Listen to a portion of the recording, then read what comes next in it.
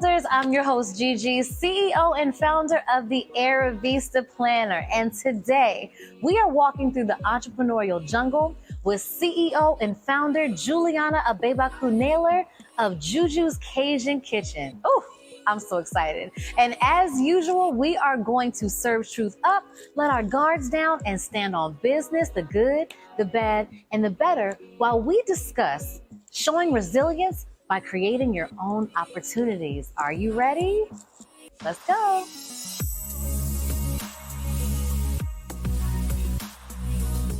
Hey brand builders, Gigi here, and as promised, we are taking a walk through the entrepreneurial jungle with a special CEO and founder, Juliana Agbebaku-Naylor. Yes, of Chef Juju's Cajun Kitchen. Yes? That's right. That's right. So we are so happy to have you. We're excited to invite you on and have you discuss a very special topic. But before we begin, I know you. Your followers know you. Yeah. Right? But these podcasting streets are full of strangers, right? Yeah. So we're about to play a game so they can get to know you. All right. Okay? So it's called 30 Under 30. I'm going to ask you up to 30 questions in 30 seconds. All right. Are you ready? Yeah. Okay. And for those of you who don't know, all right, listen, this is a competitive game. The CEO who answers the most questions at the end of the season gets something special from the Vendmae team. So I hope they put a little fire under your hat. You ready for it? Right, Okay. All right. All right. I'm waiting for my producers to count me in. You ready? And you ready to go? All right. All right. Here we go. Hometown. Washington, D.C. Birth order. You said Birth order. birth. Where you fall in the birth order. Oh, I'm the second born. Second born. Favorite teacher. Favorite teacher, Mr. Lawrence. City or beach? Oh, beach. Favorite animal? Monkey. Desired superpower? Superpower. Yeah. Oh, You get to pick your superpower. reading minds. Reading. Oh, favorite movie? Favorite movie, A Walk to Remember. Oh, okay. That was about what, 6, 7? That was good. That was good. You did it. No. You did a good job. You did a good job. So now that we know Juliana, right? We're now going to roll into your brand story, which is super, I feel like so inspiring. So I want you to walk us through how you knew that you were going to begin walking down this entrepreneurial journey. Talk us through it. So, honestly, I did not know that I would even be where I am today. My dad told my mom that he saw something in me, that I would be something great. I wish he told me what it was. But so that way, you know, I would have already had the cheat sheet, right? But come on, Dad. No, then I just kept on going through life, and you know, as the first daughter in a Nigerian household, I have to cook for everybody. That was literally my one thing that I was able to contribute for my siblings. And I've done that for years. And it was just one Thanksgiving, my brother was like, you know what? Stop doing this for free.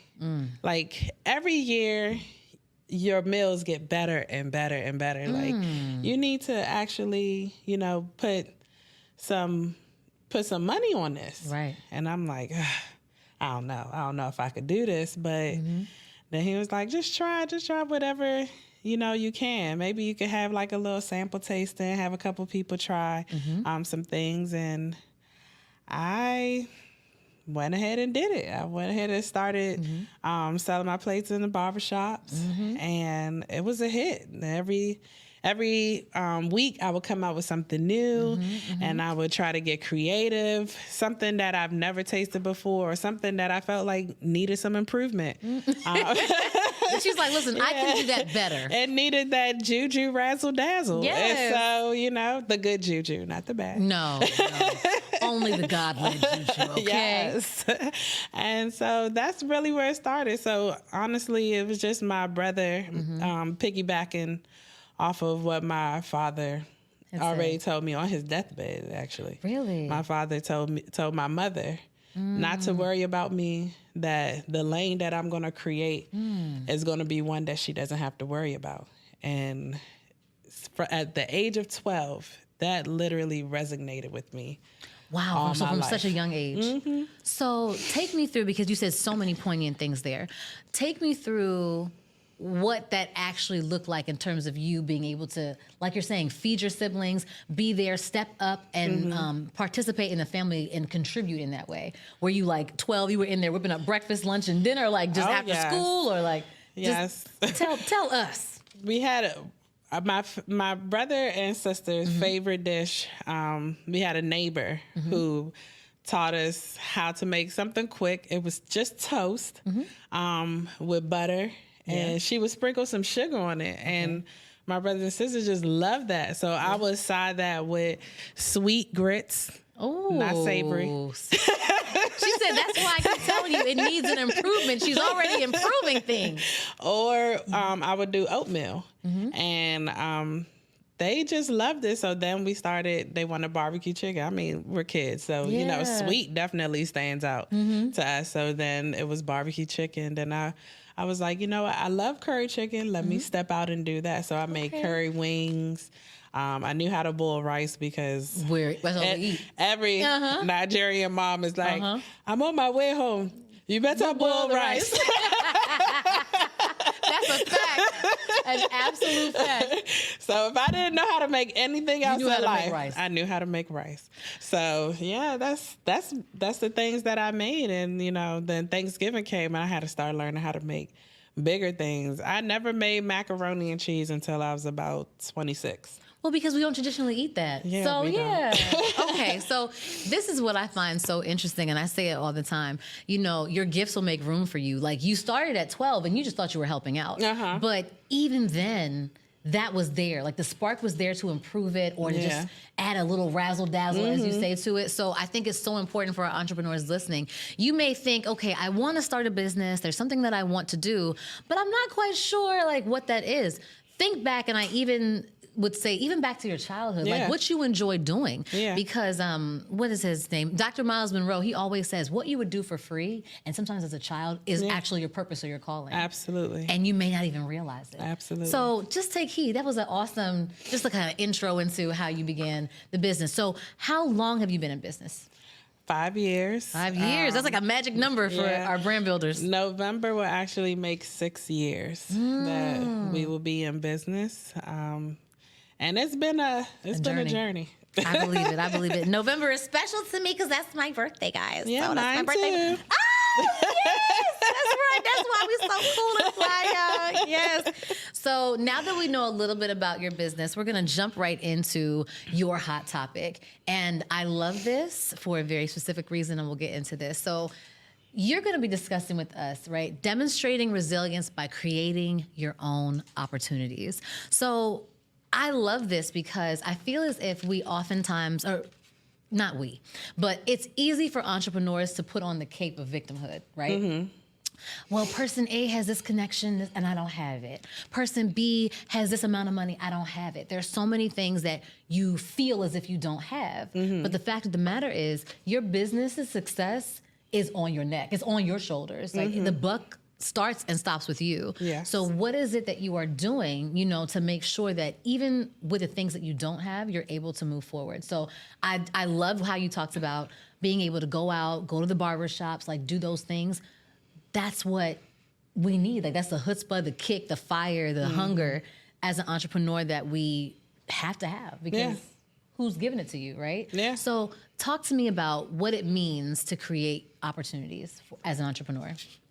Well, first of all, in the aspect of creating opportunities, especially in a business, you have to think first. What are the things throughout life you've learned to apply to your business?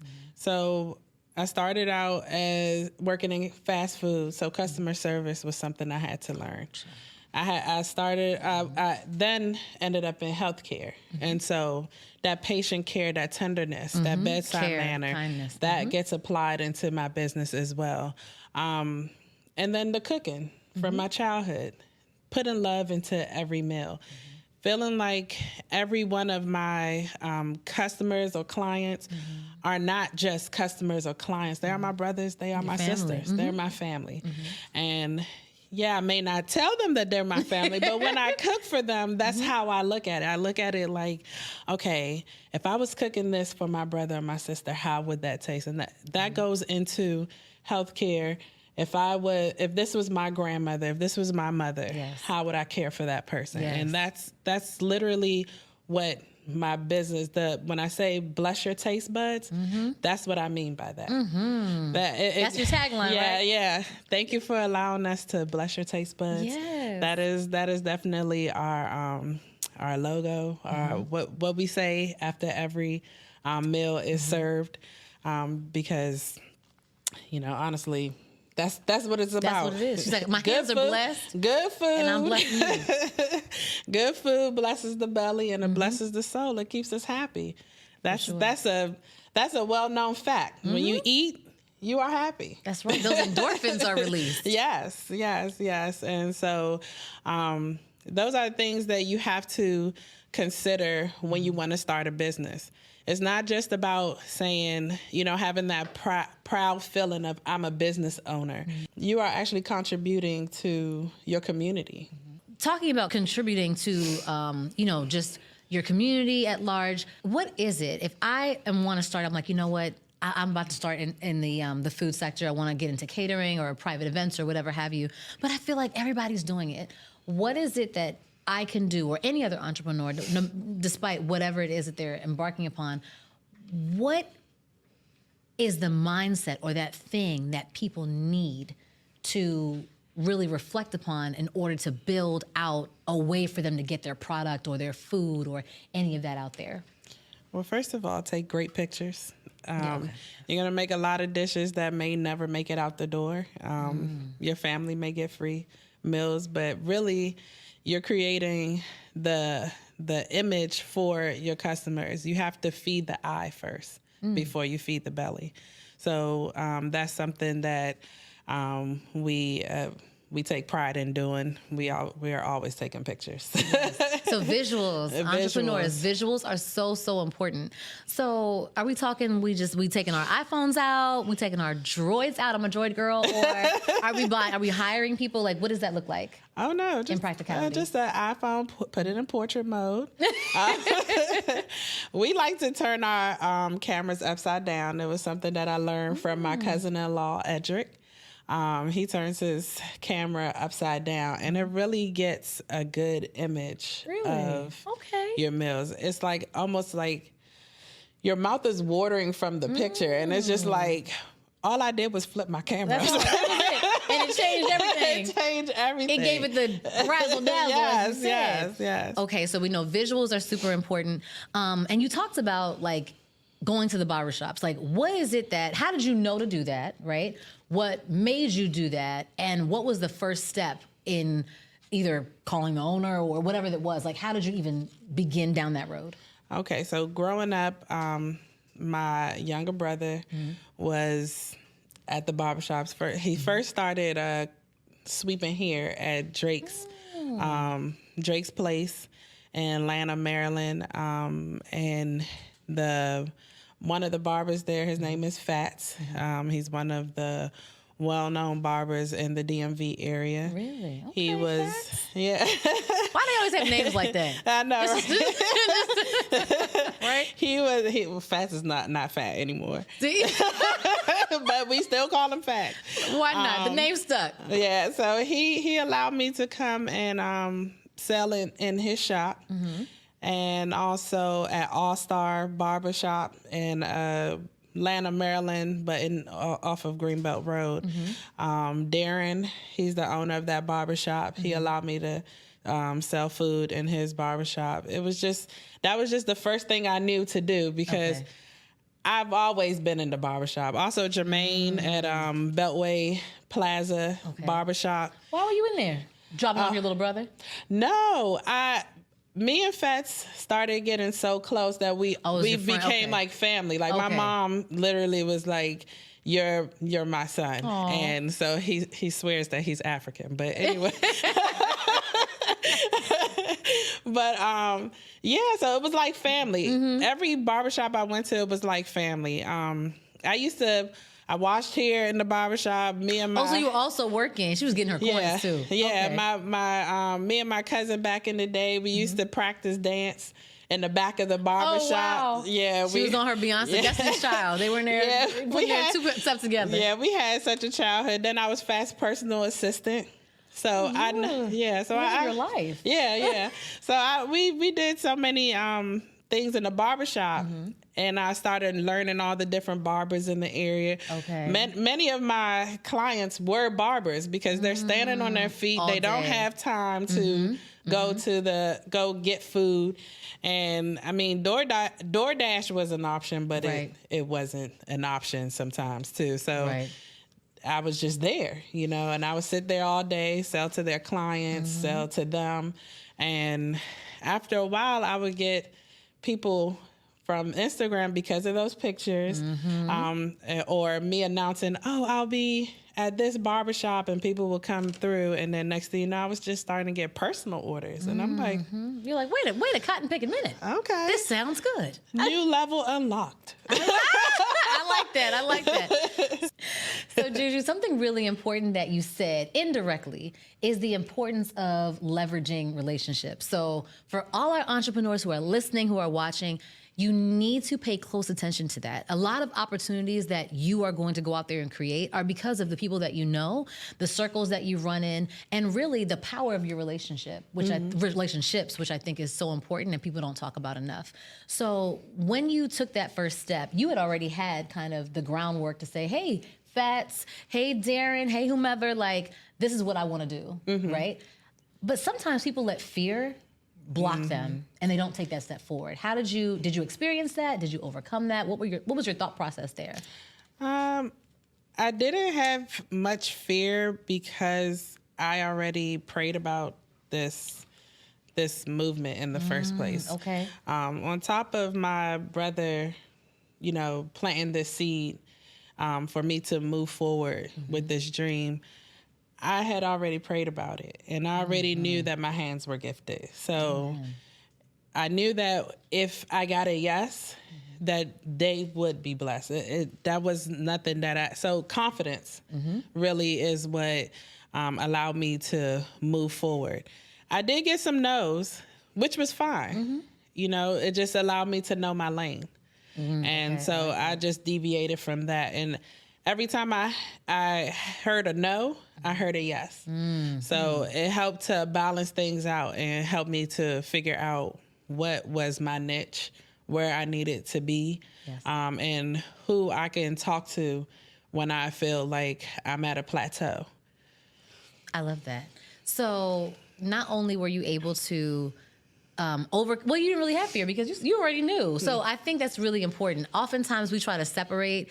It's very easy to separate our faith and business, but if it's who you are and it's part of who you are in totality, it's part and parcel, as they say. If you're gonna get one, you're gonna get the other. Absolutely. And it's important to bring all elements of yourself into a business. So if you are a person of faith, you need to be praying on it, asking the Lord, which way do I go? Which lane am I going to slide into? What opportunities should I take? And not, because sometimes some opportunities aren't for you. Absolutely. Right? So Juju said as soon as you heard the no, right back behind that was a what? A yes. There was a yes. So what other just pieces of advice would you give to someone who heard what you said and is looking for other ways to diversify and create more inroads in what they want to do? Well, one, be resilient. Two, it's only going to be a dream until you actually take a step. That's when it becomes reality. One step, followed by another step, followed by another step. If you choose not to move at all and just keep dreaming and praying, and you feel like you're not hearing an answer, we have to remember wisdom. We have to remember what our purpose is, that we're all placed here with a purpose. So if you start seeing, say you're standing at a bus stop and someone just randomly feels like they want to talk to you and you're like, why are they talking to me? that might be your purpose. Yeah, that's a fact. You may be a great listener and you don't even realize that that's what your purpose is. So, just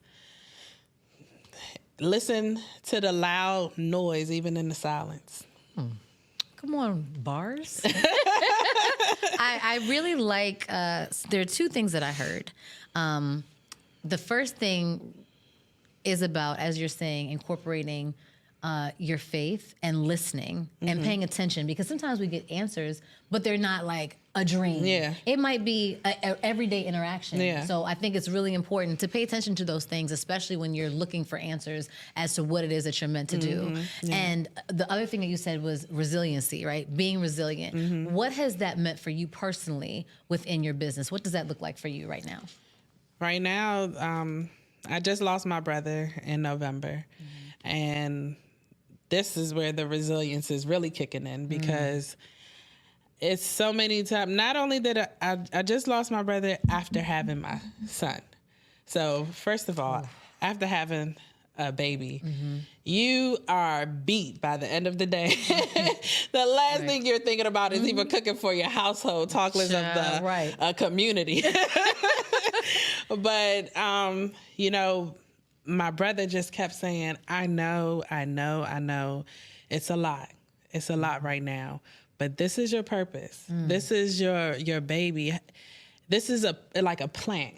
If you do not water this plant, how do you think it's going to grow? And I'm just like trying to tell him, like, Francis, you really don't know what it's like to get in that kitchen. And he's like, I hear what you're saying, but do it anyway, girl. You need to do it. You need to do it. Even if it's just take 5 orders and then, focus on the family. And I just kept on saying, okay, I'll do it. And then he passed. And this is your same brother. This is the same brother. Spoke this same dream of this business. I mean, started the Instagram page, started everything. Literally my email address, the name of the business, everything came from him. And I was just the hands in the kitchen. And so when he passed, it was like, okay, I got to keep on going. And every time I get in the kitchen, honestly, I feel that connection with him again. It's like I can hear him saying, Jay, I don't know. It's not doing what it's supposed to be doing. And I'm just like, all right. So maybe I just need to, put a little more of this. Oh, he be critiquing? Yeah, he's still critiquing from up there. And I'm just like, I feel so connected to, I can still hear his laugh while we're in the kitchen. Like, even sometimes I'll just be talking to him. I'm like, oh my gosh, Francis, like, I got all these orders. I don't know how I'm going to do this. And I literally feel like he's like, Jay, you got this. Right. You don't have to worry about that. Like, you good. And so, honestly, this has created a brand new lane for me now. Okay. It's like this moment for me right now. Now I'm seeing, okay, this is a business I now can pass down to my family. Yes. Naya, get in the kitchen. She still ain't in the kitchen. She in the Come front. shop this stuff up, sis. Come on. She's like, Mom, chill. Yeah, she's like, but Mom, they got recipes on YouTube. Like, no. Right. Come on, you need to learn, like, the recipes, pass it down from generation. These kids, they don't want to pass it down from generation That's to okay. generation. She's acting like this now, but give her a couple months. She'll like, come around. She's like, I'll help you do your TikToks. The things she really cares about. Yeah, exactly. She's like, don't. How you going to incorporate my generation into this? So what about me? Yeah, exactly. It's all about her. Oh. But that's my baby. She's such a princess. She's such a queen. She is. Yes. She's one of these.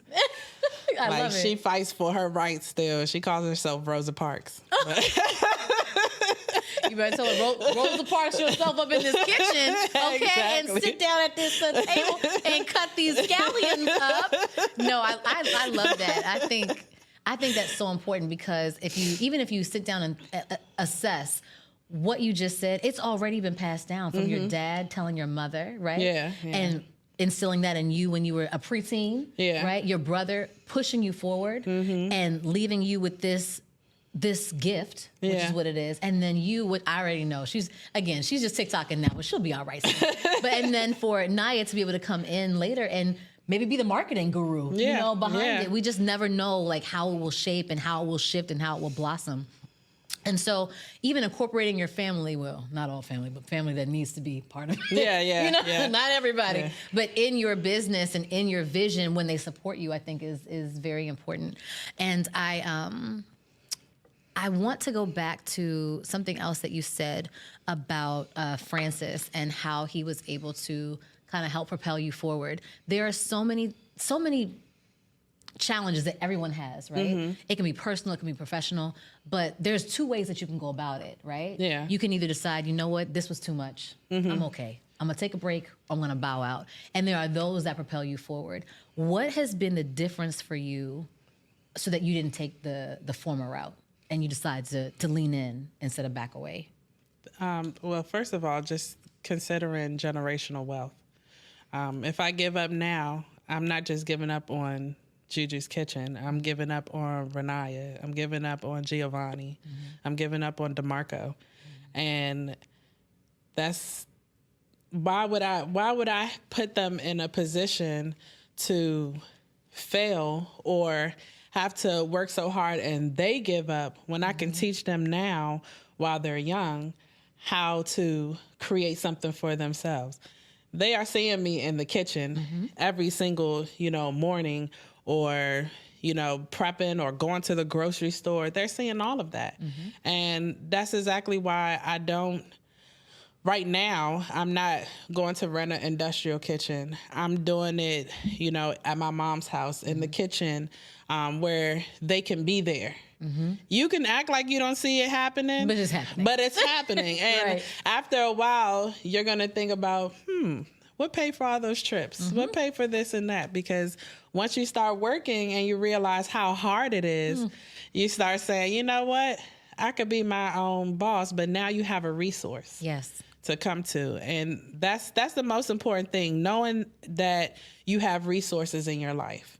If you don't have anyone to push you in your home, you have friends that are pushing you. You have so many people who are willing to, verbally influence you. Mm-hmm. And just don't give up on them. Don't shut them out. A lot of times, African culture, don't tell everybody what your dream is. Everything is a secret. Yeah, everything is a secret. Mm-hmm. Like you just wake up and somebody's in Nigeria. You're like, when did you go? When? Either that or a baby. Yeah, okay, exactly. Or they're married. You didn't even know. I mean, it's always something. But you know what's crazy about that? Even though it's like a cultural kind of like an imposition that's placed on us, I'm seeing a change now where people are saying, and I think this is true. Oftentimes, a lot of what you need is right around you. Yeah. Whether it's a marketer, whether it's someone who wants to get into PR, whether it's someone who can tell you where to source things, but we just don't share enough. So Absolutely. I think what you're saying is powerful because you never know. We are trying to always network up. Mm-hmm. But sometimes you have to network across. I think Issa Rae said that. Like, really look at who's around. Mm-hmm. You just never know. And I actually learned that from Francis because he was a music manager. Mm-hmm. And he needed photographers. Yep. He needed videographers. Mm-hmm. He needed PR. He needed A&Rs. And he literally used people who didn't even believe that they could do it. Mm-hmm. And that was something that came up so many times at his memorial service. Everyone talking about how he believed in them more before they didn't even know that I'm a good photographer, know, and he saw something in them, and that's very important. Listen to the ones who's always speaking life into you. Oh, say that again to the people in the back. Listen to the people that are speaking life into you. Don't shut them out when you feel like you want to go hide under a rock. You feel like you don't want to deal with the world. Listen to the ones that are encouraging you to push forward, because those are the people who that you may not even see them again. Right. Like I work in a hospital. Sometimes our encounter is probably 5 minutes, and I have a conversation with and they tell me something that takes me to a new level, and I'm like, wait, how you know?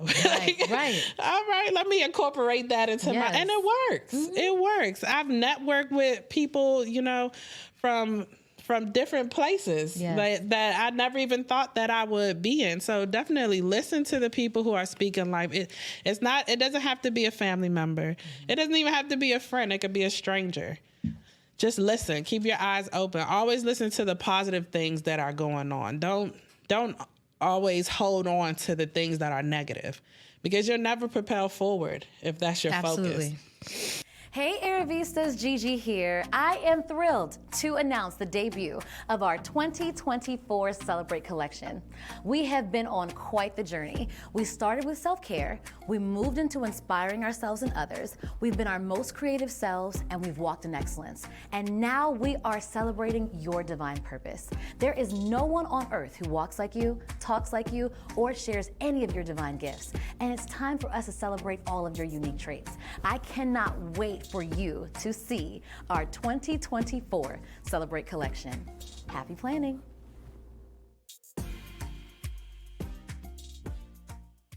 So we've discussed how we demonstrate resilience, how you should leverage your relationships to create opportunities.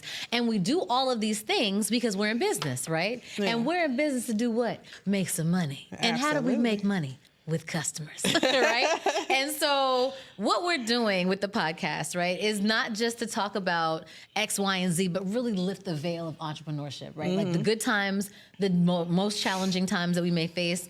And there are certain things that I just feel like we never talk about, but it happens to everybody. Yeah. And one of them is regarding customers. And our next segment is called Umbrella. And the reason why it's called Umbrella is because we bring in the shade, okay? And it's not supposed, and we're not trying to hurt anybody, but we're just gonna keep it real. So Juju, you are literally face to face with your customers. Like, absolutely. So I want you to tell me about one of the worst experiences that you have had with a customer. And we'll discuss, we'll talk about how you navigated through that. So just drop a story on me, because I know there's got to be at least one or two. Okay, so I had a customer who ordered food prepaid and everything. We like prepaid. Yes. And he wanted a pickup. And so I was like, okay, fine. So I gave the location for the pickup. He never showed up. So I reached out and I'm like, you already prepaid for your food, what happened? You never showed. And so I said, you know what? I'll bring it to you. That was kind. But it's dark. So my husband's like, I'm coming with you. That part. You're not delivering at night. So my husband comes with me. And this gentleman is like, oh, come around back. And there's no light. Oh. And I'm like, that sounds like a setup to me. Yeah. I'm like, your light is broken. Oh, sorry about that. I was like, no, you're going to have to come and get your food. Right. So now at this point, I have to stand 10 toes on business. And so he's like, comes out and he's belligerent and drunk. And oh, no. He is going off. And I'm like, I even brought a drink, for him for free, because I'm thinking customer service. Yes. I'm thinking maybe he can reach me. I'm just trying to close all avenues for him to be an unsatisfied customer. And so he comes out, and I mean, this man is in just shorts, no shirt. Oh. Yeah. Wow. Yeah. We're taking things to a new level. To a whole new level. Right. But guess who else took it to a new level? You. My husband. Oh, yes, husband. Yes. When he came out that car. If y'all don't have one, y'all need to get you a husband, okay? Get your husband. Okay. Yes. A good one. And yeah. He shut that down. I believe it. And so that's why I said my husband is head of security, photography, videographer. All of it. He is all of the above. Yes. Because yeah. So all that to say is, one, your standards for your business is so important because you're going to have customers who's going to try to sway you out of your lane. And it's like, you have to be firm. If this is your business, this is what you stand firm on, you're going to have people who's going to try to deviate you away from that path. Also, you need to have someone who is going to back you. Yes. Don't go into business and not have someone who's going to be behind you, because you're always going to deal with, someone who is going to find a way to be unsatisfied.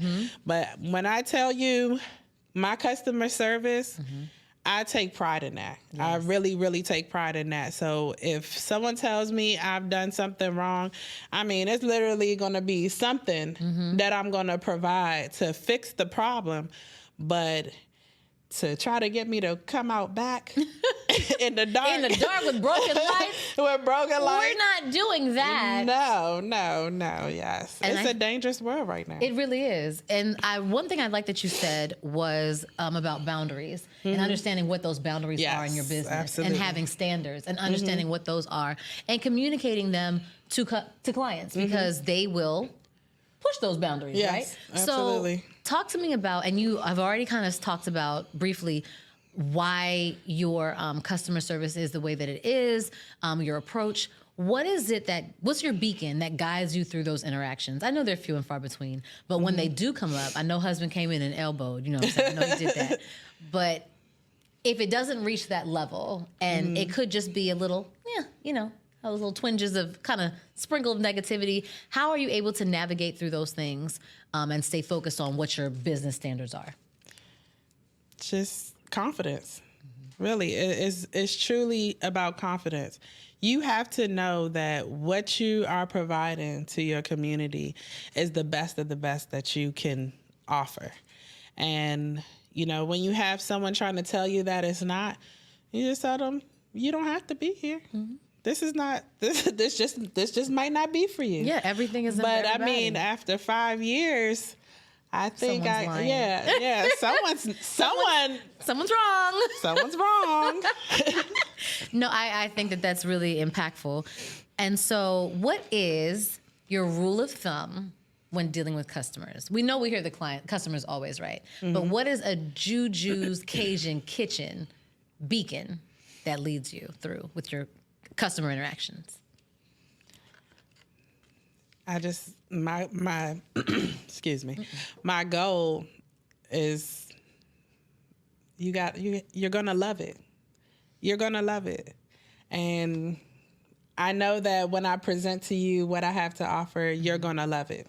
And that's something that I stand 10 toes on. Like I stand very firm on that. You're going to love what I have to offer, and it's going to be unique. It's going to be something that you haven't had. And if you don't like it, we'll try something else. I like that. And what I heard personally was excellence. She has the confidence. She has the skill set. She's been cooking you're only 15, so only 3 years. She has this confidence, the skill set. She's been working on her craft for long enough so that that what I provide is blessed. What I provide, you can't get anywhere else. Yes. What I provide is unique. And that confidence allows you the gall, the audacity to say, you're going to love it. Yeah. You know what I mean? And whatever it is that I choose to do with my business, you're going to have to fall in line. Yeah. because what I'm presenting to you is phenomenal. Yes. See, that's what you need, that kind of confidence, that kind of chutzpah. She definitely said everything I was thinking. All of it. Yes, we connected, my African sister. So we've talked about customers, and we know customers are important because they are the ones that essentially fuel our businesses, right? Absolutely. So we're going to take another twist and turn through the jungle. I want us to jump into another very important topic, and our segment's called In the Red, right? So we're all in business to make some coins, preferably dollars, okay? And what we don't talk about enough are the difficult times in entrepreneurship. And every single business faces them. I think the stat is that businesses don't really make money until after the first 5 years, right? So If anyone is saying otherwise, more than likely they're lying. So let's be clear about that. So don't feel discouraged. Don't feel defeated. It's a very normal process. So tell us a time as an entrepreneur when a season, it could have been a month, it could have been a little longer, when you were in the red and you were like, this is looking crazy. When I first started. Because to sell food in the barbershop means I have to make probably about 30 plates. Ooh. 30 plates. So that's time. Yes. Put into that. That's money that I'm fronting from my full-time job to do something that I feel like is something that I love. So I enjoyed doing it. But after a while, it was like when you come back home with about 15 of those plates. Yeah. And everybody in the house is sick and tired of eating chicken wings. You're like, hold on now. Hold on. Or me loving stuffed shells. They're like Nye doesn't bite her tongue. So she's like, Mommy, please. Oh. I can't. I can't eat another stuffed shell. She said, I can't eat no more girl. spaghetti. Please. Like, make something else. Anything goes. The nerve. The nerve. Somebody who's not even paying for anything or cooking. But, after a while, it started, it did, it made me feel down. It made me feel like maybe this is not what I should be doing.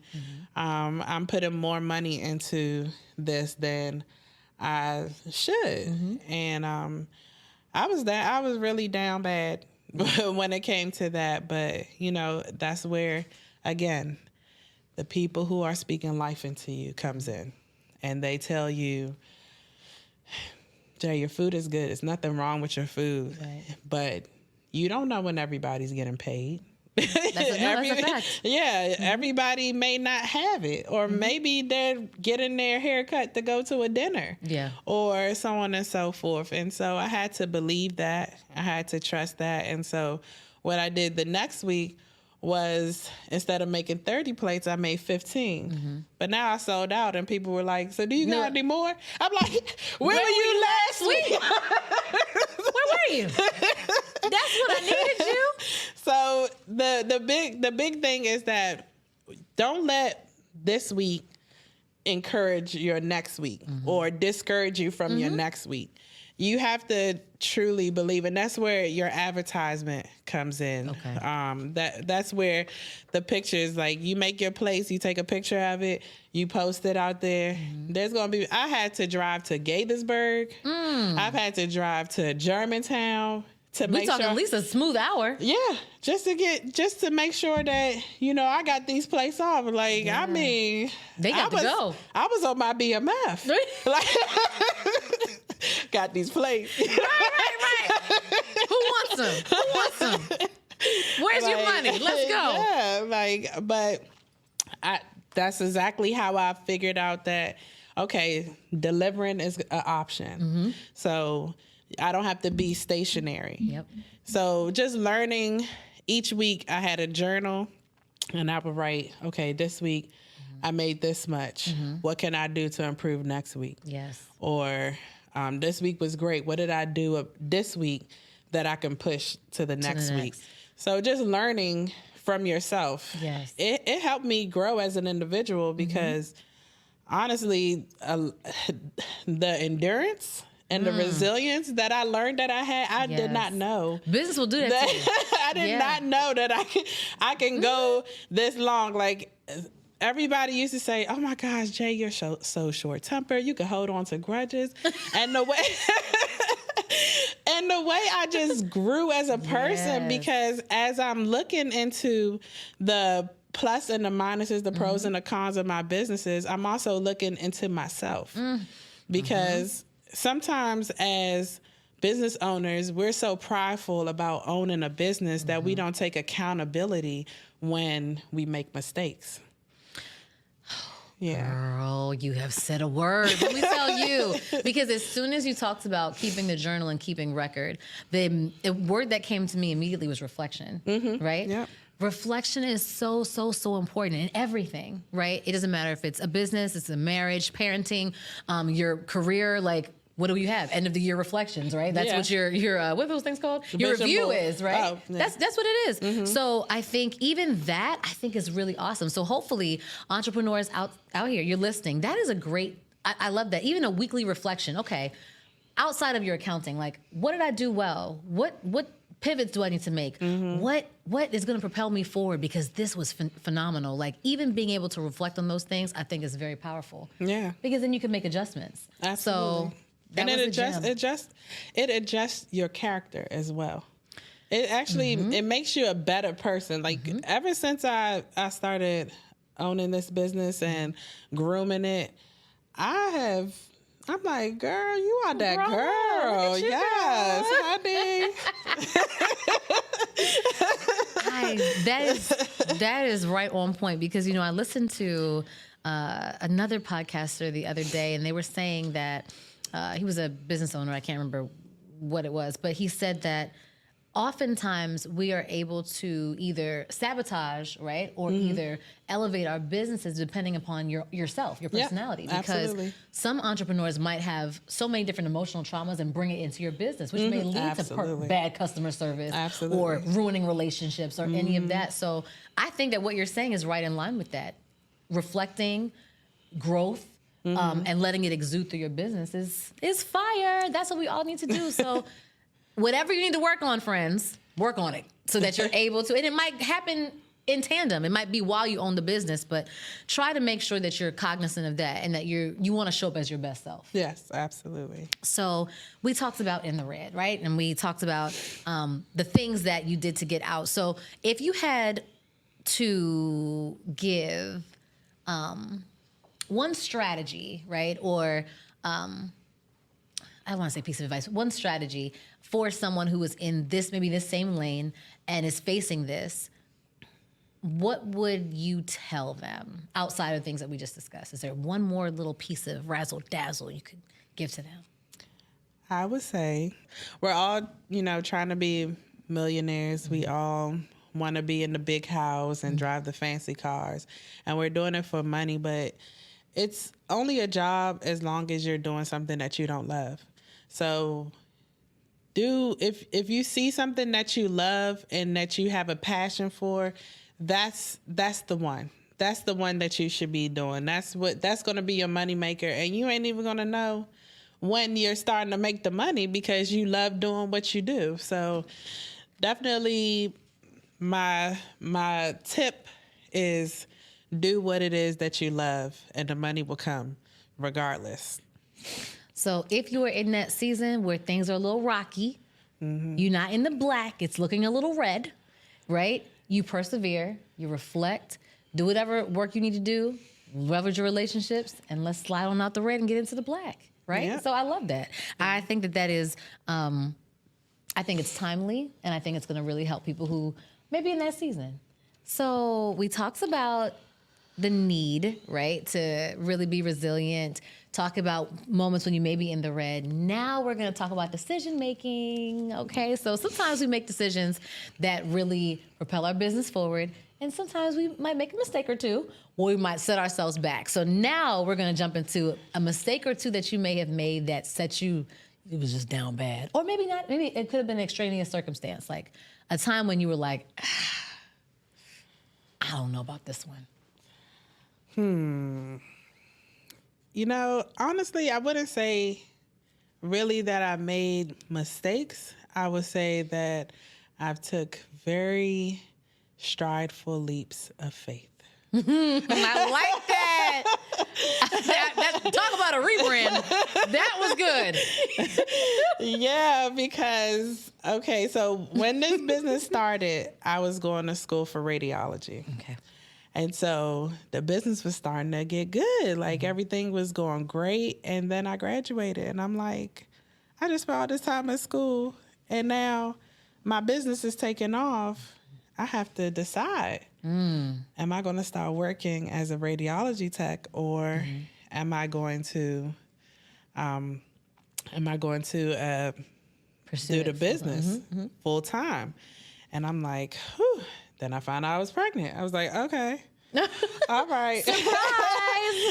Well, that just told me I was not going to be standing on my feet in no kitchen. That part. For 9 months. So I'm like, God, I hear you. And I started working in radiology, and I would do like big caterings, like parties. And I was like, okay, the money is looking good. And so then my brother passed, and then I was like, whew, all right.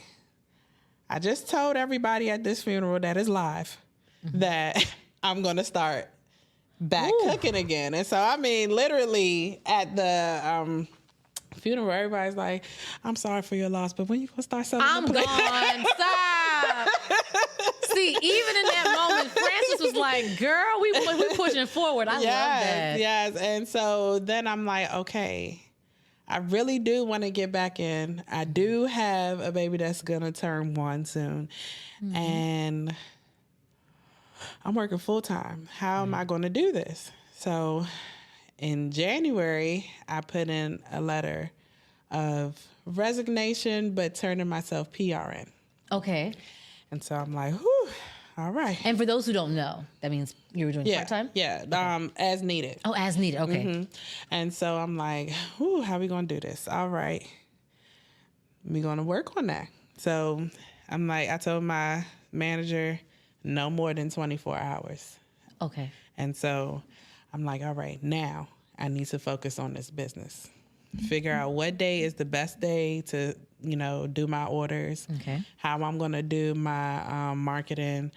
My husband is the creative director for my business. So every flyer, every menu, everything, every business card that I have. Yes. He's the mastermind behind it. I love it. And don't forget security. And security. Okay. So shout out to Riel Yes. Designs. I always got shout hubby out because I mean, I'll be looking crazy out here if I didn't have the menus that I have. I used to make my menus on Word. So not Word. Yeah, Word. Yeah. Wow, Juju. The clip art.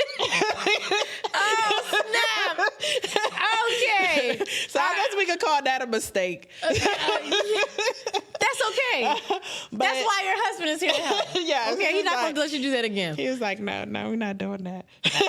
And so, I went from, taking that leap, that very stressful leap, because I mean, as a radiology tech, you making good money. Oh, yeah. Yeah. And I was like, you know what, Lord, I'm leaving this in your hand. I said it in the church right there with my brother right there. I said, this is what I'm going to do. And I know that you are, behind me 110%. And sure enough, the first day I opened, sales was like, what? Oh, yeah? That's what we doing? Literally covered 2 days of me not working. Then the next week came, and it was like, and I'm like, who? Guys, where are you? I was like, Lord, you on vacation? You started off so strong, Lord. What happened? Like, what's going on? But then the week after that, literally from the revamp opening, that third week was like double that. And I'm like, I started like, I think I need a delivery driver. I was literally delivering food until 6 p.m. Oh, wow. And my pickup time is from 3 to 5, and delivery is 1 to 3. But I had so many orders that I was delivering. I think I toured the whole DMV in that one day. Wow. And so I'm like, okay, so I need to start thinking about hiring individuals. Come on, expansion. Hiring people. Yeah, and I'm just like, had I given up from the second week, because first of all, if it wasn't for my brother, I wouldn't even have gotten back. I would have gave up on the whole business in the first place. So then I do 1 week and everything is great. And it's like, whoo, okay, so this is what I'm supposed to be doing. And then next week the second week it's like, girl, please. Girl, please. And then this past week, I had an overflow. Like, I had to cut off, orders. and promise it for the following week. And so that's amazing. Don't get discouraged. I'm gonna tell everyone, please do not get discouraged by numbers, because what you have one week will not be the same the next week. You just have to stay focused. You have to keep your eye on the prize, know where you're going, what you're trying to do, believe in your dream, because nobody's going to believe your dream like you. You can interpret your dream all you want to, but nobody sees that vision like you do. So, yeah, I wouldn't really say many mistakes. I would really say that I've taken big steps on faith. And big time. What I would say is, I don't even need to say anything. What you said is correct. Week to week is different, and no one believes the way that you believe. And you have to keep moving. You have to keep going. And you are pushing us right into our next segment, which is full circle. So there are so many challenges. There are so many, there are great times, and there are also times where you're like, okay. So tell us what it is that pushes you forward in the midst of everything. I know right now things are looking good, but there have been times when it wasn't. So tell us how you knew that you couldn't stop. You had to keep going. The experience of knowing that 1 week is not your determining factor, that you can continue to the next week, and the next week will be completely different from that first week. So that really is the one for me. Experience, but you have to allow yourself to have the experience. If you give up too soon, you would never have the experience. So allow yourself to have the experience. I like that. I might need to put that in the next planner. I like that. That's good. That's good. So, Juju, you've taken us through this entire arc, and I want you to take a look at the camera right there. I want you to talk to whatever entrepreneur is resonating with your story. They've fallen in love with you. Well, not like that, because security is here. But fallen in love with your story and your energy and your passion. Give us your Vendmae tip of the day. It can be about resilience. It can be about creating your own opportunities. It can be whatever you like, but something that you wish you had known before you got into entrepreneurship, or a nugget that you want to leave for a brand builder who's coming up behind you. Do not give up, for one. And another tip is believe in your dream. Believe in your dream. That dream that you have, that passion that you have for that particular thing, that particular product, it's for a reason. Don't give up. Keep on pushing. And don't just allow your dream to be just a dream. Take a step. It's going to take a lot of courage to take that step, but it's never going to be anything until you take that step. Babies are not born by a thought. There's action.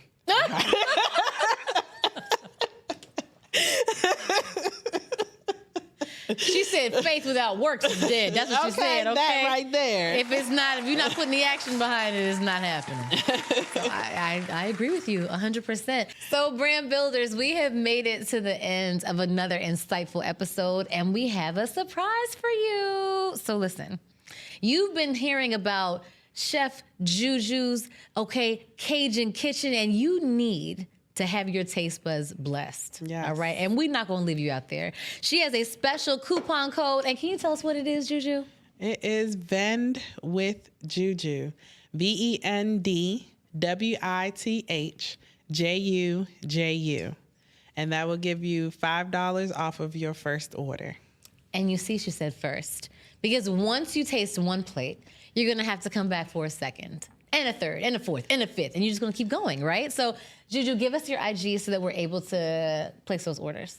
You can follow me at Juju's Cajun Kitchen, at Juju's Cajun Kitchen, and that's JUJUSCAJUNKITCHEN. So now you have no excuse. No, listen, that means she got kids, so she's going to spell things out to make sure you got it, okay? So and I was the spelling bee champion for my school in 5th grade. Okay, spelling bee. Okay, Okay, do you remember what word you used to win?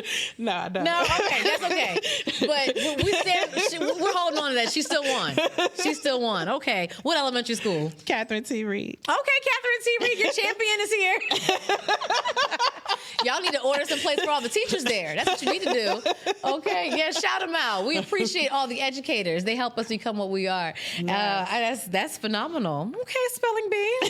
I love it. So, brand builders, that is all the time we have for today. Juju, I want to say thank you so much for sharing your story. Thank you so much for having me. Of course. Thank you for sharing your journey. Thank you for taking a walk with us into the entrepreneurial jungle where we let our guards down, we serve up truth and stand on business, the good, the bad, and the better, right? And today we discuss entrepreneurship in terms of resiliency and making sure that we find ways to create our own opportunities. Absolutely. So, as usual, don't forget to like, comment, subscribe, and we will see you later.